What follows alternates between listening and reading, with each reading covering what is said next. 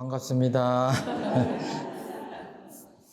평소에 의식 때 많이 이렇게 독송을 하고 마음에 새기는 법문이지만 저도 교무가 된 이래로 처음으로 이렇게 법회 석상에서 공부를 하게 된 것 같아요. 열반전후에 후생길 인도하는 법설 이제 천도품에 나오는 법문인데요.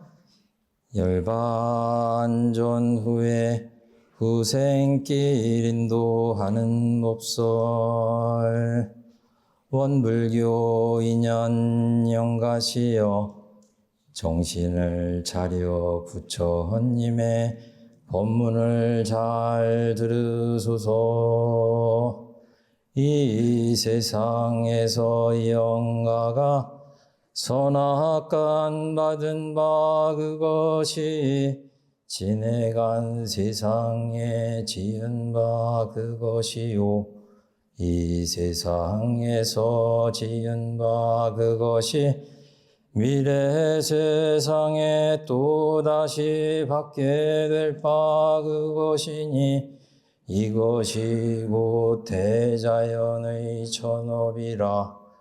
부처와 조사는 차성의 본래를 각득하여 마음의 자유를 얻었으므로 이 천업을 돌파하고 육도와 사생을 자기 마음대로 수용하나 범부와 중생은 차성의 본래와 마음의 자유를 얻지 못한 관계로 이 천업에 끌려 무량고를 받게 되므로 부처와 조사며 범부와 중생이며 귀천과 화복이며 명지장단을 다 영가가 짓고 짓나이다. 원불교 인연 영가시여 일체 만사를 다 영가가 짓는 줄로 이제 확연히 아시나이까. 여기까지만 하겠습니다. 마음 공부를 하고 천만경계에서 마음을 챙기면서 저희들이 사는데 사실은 저희들이 언제 이 세상을 떠날지 알 수가 없고 그 마지막 순간에 마음을 모아서 마음을 챙겨서 유념해야 될 법문이 열반전후에 후생길 인도하는 법설입니다. 아마 대종사님께서도 가장 정성을 많이 들이셔서 법력을 뭉치고 뭉쳐서 이 세상을 떠나는 우리 모두에게 하시고 싶은 말씀을 이 짧은 법문에 담으셨으리라고 생각을 합니다.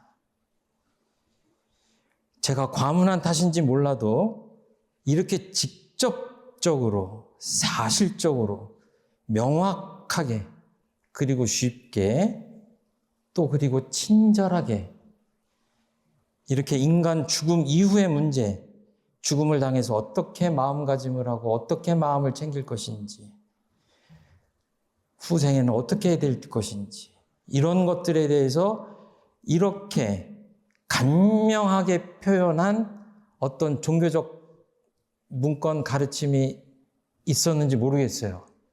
저는 제가 본 중에는 우리 대종사님의 이 천도법문이 지금 말씀드린 대로 가장 간명하게 이 내용들을 담고 있다 이렇게 생각을 합니다. 원불교는 아시는 바와 같이 죽음을 거부하는 종교가 아닙니다. 오히려 잘 죽어야 잘 살 수 있다는 그런 대단히 긍정적이고 순리자연한 그런 가르침을 펴고 있습니다. 생과 사가 둘이 아니고 사실은 큰 생명, 이 둘을 포함한 인간의 육신에 터해서 생이다 사다 하지만 큰 대자리 진리자리에서 보면 그 모두를 포함하는 큰 생명이 있을 뿐이다. 이렇게 볼 수 있는 거죠. 꽃이 영원히 지지 않는 상태가 지속된다면 가만히 생각해 보세요. 새싹도 우물 틔울 일이 없고 바람도 불 일이 없고 열매도 자라지도 않고 썩을 일도 없을 겁니다. 강물은 흐르지 않고 어린아이는 자라지 않고 청년은 늙지 않을 것입니다. 노인은 죽지 않을 것입니다. 태양은 지지 않고 우주 만물은 그대로 멈춰 있을 것입니다. 변화가 없는 세상이 되겠죠. 우리가 상상할 수 없는 세상입니다. 죽음이 있어야 생이 있고 이 진리는 변화하는 것입니다. 그래서 이 순간이 다시 없이 소중하고 귀한 것이고 그래서 지금 이 순간을 귀중히 하라고 대종사님께서 무시선, 무처선 늘 그렇게 말씀을 하시는 거라고 생각합니다. 지금 제가 살아있는 거예요? 죽어가는 거예요? 같은 말이죠. 같은 말이에요. 같은 말이에요. 예, 같은 말입니다. 생이 없는 사가 어디 있고 사가 없는 생이 어디 있겠어요? 자, 이렇게 한 문단씩 한번 새겨보겠습니다. 영가시여 정신을 차려 부처님의 법문을 잘 들으소서. 열반에 들 때가 이 생 마지막에 마음을 챙길 때입니다. 그리고 첫 번째 말씀이 정신을 차리라고 하시는 거예요. 정신 차릴 때예요. 그래서 법문에 보면 사랑하는 가족들이 열반에 들 때 이렇게 얘기하십니다. 병자가 열반에 임박하여 곧 호흡을 모을 때에는 절대로 울거나 몸을 흔들거나 부르는 등 시끄럽게 하지 말라. 떠나는 사람의 정신만 어지럽게 할 따름이다. 이 돌아가실 때만 정신 어지럽게 하지 않으려고 유념하시면 되겠어요? 안 되겠어요? 평소에 안 되시면 안 돼요. 요란한 경계를 당해가지고 요란하지 말아야지. 그게 마음대로 돼요? 안 되잖아요. 사람들하고 애들하고 얘기할 때 그래요. 정신 차려서 엄마 말 잘 들어. 잘 들어요, 애기들이? 애기들은 정신 차린다는 말 자체를 몰라요. 나는 엄마가 제발 그만 좀 얘기하고 게임 좀 했으면 좋겠어. 나가고 싶어 지금. 엄마 얘기 안 들어요. 부처님이 보기에 중생들 삶이 그런 거예요. 정신부터 차려야 그 다음 얘기를 할 거 아니에요. 근데 마음이 요란하고 쿵덕쿵덕하고 울렁울렁하고 요란하고 걷다 대고 열반에 대한 법문을 하셔도 듣는 사람이 정신이 요란한데 정신을 못 차리고 있는데 이 정신은 그때 챙기는 게 아니에요. 계속 24시간 정신을 차리려고 우리가 노력을 하는 겁니다.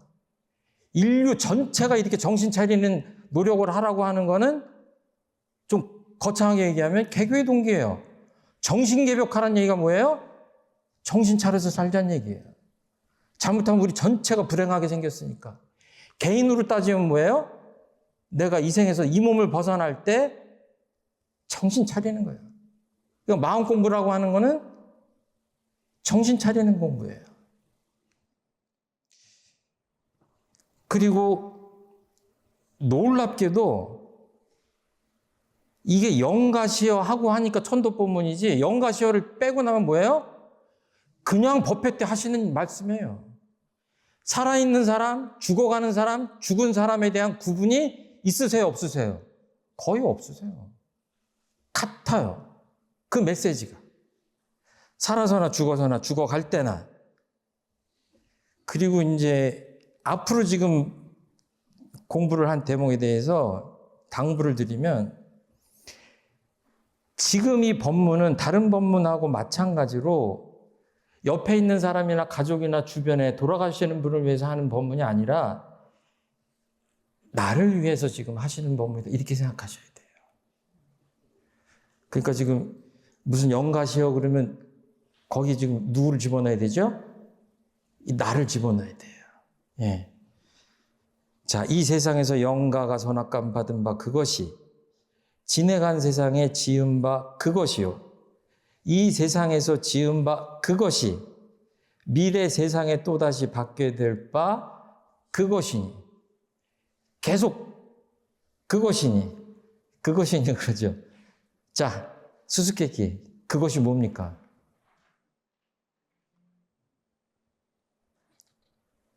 이 앞에 이 그것은 제 생각에는 업인 것 같아요. 지은 대로 받는 거예요. 그러니까 방금 전에 뭐라고 그랬죠?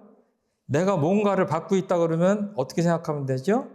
너무나 다 잘 아시는 바와 같이 내가 지어서 받는 겁니다. 옆에 사람이 어떤 불행한 일을 당했다 그랬을 때 이 법문 대입하지 마세요. 나한테만 하세요.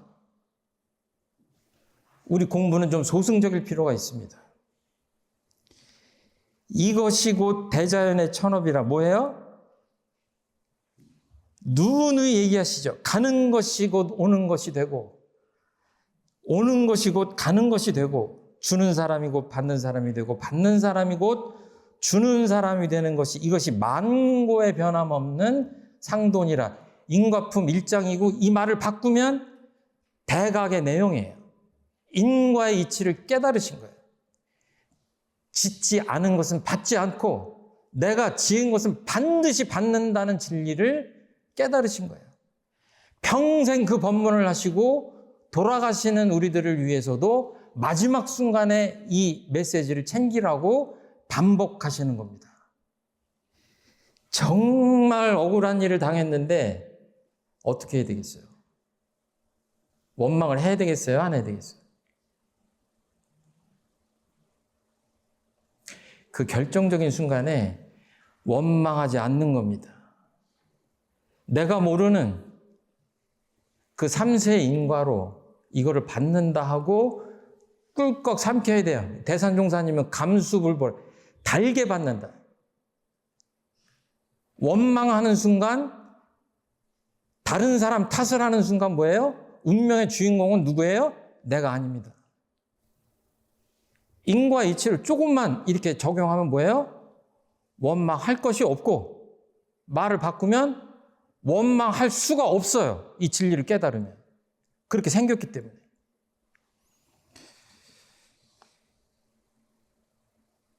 불교적 가르침에 무소유라는 말이 있죠. 욕심 나면 욕심을 좀 줄여서 소유를 줄여라, 소유하지 말아라 이런 가르침이죠. 말을 바꾸면 뭐예요? 무소유가 아니라 무소유 힘듭니다. 소유할 수 없어요. 소유할 수 있다고 하니까 무소유 얘기를 하는 거 아니에요. 큰 자리를 보면 소유할 수 없어요. 나도 비어있고 경계도 비어있기 때문에 소유할 수가 없어요. 그 평생 동안 등기 이전하려고 애쓰시는 거예요. 이 세상에서 지은 바 그것이 미래 세상에 또다시 받게 될 바 그것이니. 제가 이 법문을 대하면 꼭 생각나는 어떤 사례가 있어요. 제가 대전에서 대전 충남교구장을 할 때 가bat 임기 부임을 했더니 숙제들이 참 많았어요. 정말 어깨가 무거워질 만큼 많았는데 그 중에 가장 가슴 아픈 숙제가 제가 부임하기 전에 10년 전쯤 전에 우리가 운영하는 청소년 수련시설 실내 풀장에서 어떤 초등학생 아이가 물에 빠져가지고 식물인간이 됐어요. 그 가족하고 그 가족은 애틋하지만 법적으로 뭐예요? 원불교도 애도를 표하지만 법적으로 보상 문제 때문에 수년간 재판을 하고 있었던 거예요. 그러니까 참 마음이 편치 않아요. 근데 제가 갔을 때는 그 아이가 사고를 당할 때는 어린아이였는데 침대에서 식물인간인 채로 자라가지고 청년이 됐었어요. 그런데 제가 부임한 지 얼마 안 돼서 자연스럽게 그 식물인간, 이 표현이 좀 죄송합니다만 그렇게 된 자력이 없는 그 청년이 열반을 하게 됐어요. 근데 묘하게도 천도제를 우리가 지내게 됐고 종제설법을 최종품 교무가 하게 됐어요. 정말 난감했어요. 지은 대로 받는다고 법문을 해야 되는데 제가 참 이거는 엄마를 2번 죽이는 일이다. 그런데 할 수 없이 능력은 없지만 이 설교 단상에 서서 인과를 해석했습니다. 어떻게? 인과는 과거를 해석하기도 하지만 미래를 설계하라고 주신 법문이다. 지나간 것을 원망하기 시작하면 끝이 없고 과거에 묶이기 때문에 새로운 미래를 설계하고 준비할 수 없다. 그런 얘기를 했어요. 그런데 설교 끝나고 다행스럽게도 그 어머니가 저한테 고맙다고 하셨어요. 여태까지 탓만 하는 인과의 이치를 알다가 새로운 미래를 준비할 수 있는 인과의 법문을 이렇게 알게 됐다고 얘기하시면서 지금도 아마 잘 다니시고 계실 거예요. 교도님이 되셔서 출석을 하기 시작하셨어요, 그때. 과거, 현재, 미래가 이렇게 따로따로 있는 것이 아니라, 그리고 이 인과 법문은 과거를 해석하고 탓하라고 하는 게 아니라 내일 최종품 교무가 행복하려면 어떻게 하면 되죠? 오늘 잘 살면 돼요. 그렇죠? 예. 자, 부처와 조사는 자성의 본래를 각득하여 마음의 자유를 얻었으므로 이 천업을 돌파하고 육도와 사생을 자기 마음대로 수용하나 범부와 중생은 자성의 본래와 마음의 자유를 얻지 못한 관계로 이 천업에 끌려 무랑고를 받게 되므로. 좀 줄여서 말씀드리면 견성하시라는 말씀이에요. 자성의 본래를 깨닫는다는 게 뭐예요? 다른 말로 하면 견성한다는 거예요. 최종품 교무 이 겉모습이 아니라 저 가장 밑바닥에 있는 자기 본 모습을 보라고 얘기하시는 거예요. 그 본 모습은 부처와 중생이 다르지 않다고 얘기하시는 거예요. 엄청나게 부담스럽지만 이 이치를 깨달으면 엄청난 복음이죠. 따로 있지 않기 때문에, 같기 때문에. 그러니까 내가 자성의 본래를 각득했는지 안 했는지를 알면 어떻게 돼요? 알려면 어떻게 하면 돼요? 제가 우리 교도님들이 견성을 했는지 안 했는지 알려면 어떻게 하면 돼요? 마음의 천만경계를 당해서 마음의 자유를 얻으셔가지고 마음 씀씀이를 이렇게 여유롭고 자유롭게 하실 수 있는지 없는지를 보면 뭐예요? 견성을 했는지 안 했는지를 물을 필요가 있어요, 없어요? 없어요. 너, 나, 동서, 남북, 빈부, 귀천, 선악, 이게 그냥 철벽같이 경계가 있는데 거기에 걸려서 넘어가지 못하면 뭐예요? 마음의 부자유예요. 삶의 부자유예요. 그 사람 사는 삶은 뭐예요? 늘 벽에 부닥쳐요. 1000만 가지 벽에 부닥치는 거예요. 천만경계라는 게 1000만 가지 담장이란 얘기예요. 마음의 자유를 얻은 사람 어때요? 뚫고 지나가든지 돌아가든지 넘어가든지 땅 밑으로 가든지 자유로운 거예요. 그 능력이 있으면. 그러라고 말씀하시는 거예요. 이게 마음의 자유를 얻으면 정해진 업을 받는데도 그 마음가짐을 다르게 할 수 있어요. 그리고 또 위력으로 그 정업을 경하게 하는 방법이라고 했는데 법신불 사은님이 늘 보호해주는 사람들은 뭐예요? 그 어려운 업이 몰려올 때 보호를 받습니다. 그 내용이 인과품 9장에 나와 있어요. 제가 이건 좀 건너뛰겠습니다. 이 참회문에 보면은 이런 표현 나오죠. 더운 물에 얼음 녹듯 한다고 그러죠. 그렇죠? 그리고 유식하게 표현하면 화로 점설이라고 그래요. 옛날에 저희 집에도 화로가 있었는데 요즘은 화로가 없지만 거기 문을 열어놔가지고 이렇게 눈이 들이치면 어때요? 1초도 안 걸려요. 그 눈이 녹아버리는데. 화로 점설이라고 해요. 녹는 거예요. 그러니까 이 자성을 깨닫고 마음의 자유를 얻는다는 게 뭐냐면 내 마음에 그 화로 같은 것이 하나 있는 거예요. 천만 경계가 이렇게 들이치면 뭐예요? 그 화로에 이렇게 분화방처럼 떨어지는 그 한 점 눈과 같이 스르르 그냥 녹아버리는 거예요. 그러니까 법력을 갖춘다고 하는 건 뭐예요? 그 화로불이 강한 거예요. 꺼지지 않고 강한 겁니다. 그러니까 내 마음속에 용광로 하나를 갖고 사는 거예요. 예. 이제 이런 표현들을 대종사님은 이론의 위력을 얻자, 이론의 체성에 합하자, 이제 이렇게 표현하신 것 같아요. 반대로 범부와 중생은 대종사님은 아무튼 꼼꼼하신 어른이세요. 똑같은 말을 바꿔서 하세요. 자성의 본래와 마음의 자유를 얻지 못한 관계로 이 천업에 끌려 무량고를 받게 되므로. 요즘 뭐 해외에 나가가지고 젊은 사람들이 막 노예노동 같은 걸 했다고 그러는데 누가 강도나 막 도둑이 악당이 최종품 경우 멱살을 잡고 어떻게 해요? 끌고 가려고 그러죠. 이 최종품 경우가 늙고 힘이 없어가지고 끌려가면 어떻게 돼요? 노예가 되는 거죠. 그렇죠? 그잖아요. 그렇죠?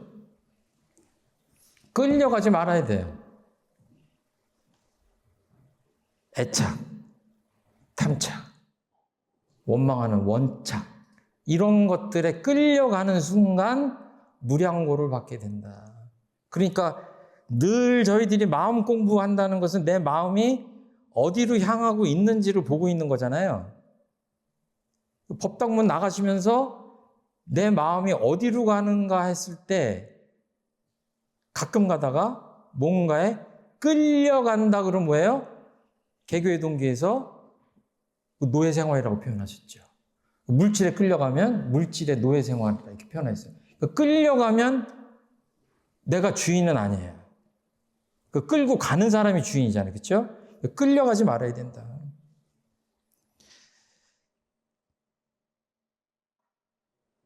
마음을 완전히 비우면 예를 들어서 봄바람같이 이렇게 텅 비우면 뭐예요? 강도가 최종풍경을 끌고 가려고 멱살을 잡는데 뭐예요? 잡혀요? 안 잡혀요? 안 잡히죠. 허공과 같아서. 그렇죠? 예. 그리고 천만 역경난경이 나를 상처 주려고 해도 뭐예요? 봄바람에 칼질하는 것 같아서 그냥 상처 안 받으려면 안 받을 수 있는 거예요. 그게 마음의 자유죠. 그렇죠? 그게 이제 법위마다 마음의 자유의 경지가 다르지만 아무튼 그렇다. 그러니까 마음의 자유를 할 수 있는 힘이 커지면 커질수록 바깥에 있는 경계의 힘은 반비례하는 거죠. 힘이 작아지는 거예요. 예를 들어서 그 동네에서 태권도 도장 사범님을 하고 계신 분이 어두컴컴한 골목길을 지나간다. 그 동네 불량배들이 그 사람을 건드리겠어요? 못 건드리죠. 왜? 자기가 봉변을 당하게 생겼는데, 그 법력이라는 게 그런 거죠. 예. 부처와 조사며 범부와 중생이며 귀천과 화복이며 명지장단을 다 영가가 짓고 짓나이다. 사실은 세 가지로 제가 세 부분 나눴는데 오늘 하는 내용 안에 천도법문의 핵심적인 내용이 다 들어가 있어요. 근데 맨 끝에 다시 한번 반복하시는데 뭐라고 하시죠? 예. 내가 지어서 내가 받는다는 말씀을 다시 한번 하시는 거예요. 그러니까 과거에 무엇을 지었는지를 알려면 지금 받는 거를 보면 알고, 내일 내가 뭘 받을지 궁금하다면 지금 내가 짓는 것을 알면 되는 것이죠. 그러니까 늘 나는 내 운명의 주인공입니다. 그래서 아까 말씀드린 대로 원망할 필요가 없고, 진리를 깊이 깨달으면 원망을 안 해야 되겠다가 아니라 원망을 할 수가 없어요. 이렇게 해야 새로운 자각과 다짐으로 새로운 출발이 가능하다. 그래서 참회문에 새 생활을 개척하는 초보라고 표현한 것도 일맥상통하는 부분이다. 죽음, 죽음의 계곡에서 이렇게 표현하고 하면서 굉장히 부정적으로 얘기하지만, 우리들에게 죽음 또는 열반은 새로운 출발을 위한 진리의 은혜로운 선물이라고 할 수도 있다. 아까 말씀드렸잖아요. 죽음이 없으면 새로운 생도 없다. 과거를 온전하게 인정할 때 과거의 나와 아름다운 이별을 할 수 있고 은혜로운 이별을 할 수 있다. 그래서 이런 법문을 해주신 게 아닌가 이렇게 생각을 합니다. 저희들은 사실은 할 게 없어요. 특별히. 그냥 늘 마음 챙겨서 마음 공부하고 그냥 힘 닿는 대로 즐겁게 보온하면 돼요. 지금도 그렇고 내가 아파서 병 들었을 때도 마찬가지고 죽어갈 때도 마찬가지고 다음 생에도 이것밖에 할 게 없어요. 그래서 오늘은 아무튼 지은 대로 받는다라고 하는 키워드를 좀 마음에 간직하신 채 귀가하셨으면 좋겠다 이렇게 생각합니다. 감사합니다.